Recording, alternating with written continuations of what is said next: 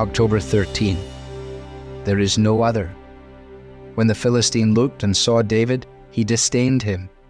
Am I a dog, that you come to me with sticks? And the Philistine cursed David by his gods.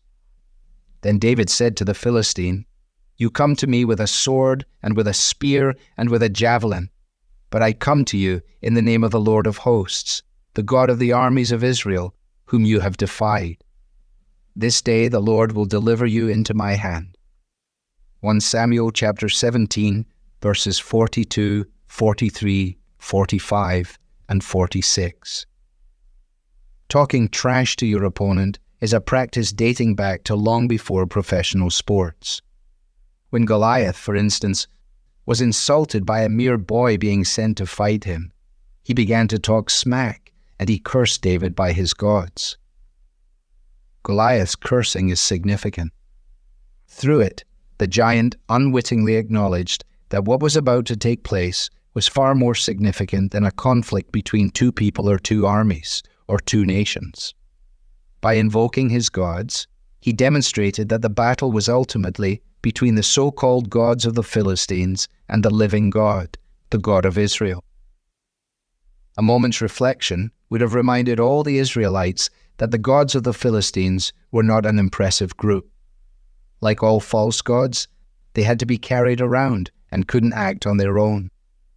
Previously, the Philistines had had to set up their god, Dagon, after he had toppled over, and eventually his head had even fallen clean off. It makes sense then that Goliath's insults or mention of his gods didn't scare David. The shepherd boy recognized that the giant was terrifyingly large and came at him with many great weapons. But he also knew the giant was right about one thing. It was a much bigger event than a one-to-one combat, and David knew that the living God whom he served could save him and Israel. David understood that Goliath's defeat was not about making a name for himself. It would be so that all the earth may know that there is a God in Israel. The victory was to be a testimony to the assembled crowd on both sides of the valley that God was alive and powerful to save. The battle today is likewise ultimately between the living God and the non-gods of our age. Press your friends kindly and ask how their gods of ambition, politics, education, and so on, are working for them.